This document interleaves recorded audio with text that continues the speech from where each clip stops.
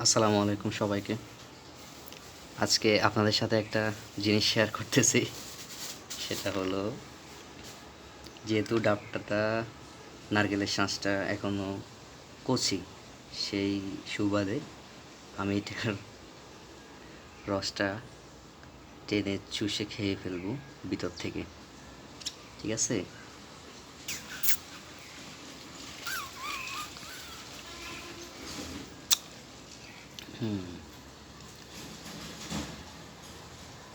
আপনারাও ট্রাই করতে পারেন যদি আপনাদের মাঝে মধ্যে এরকম শ্বাসটা যদি বেশি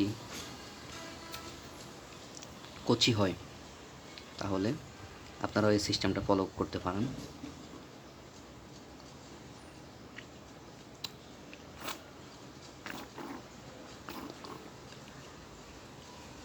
সবাইকে ধন্যবাদ। আসসালামু আলাইকুম।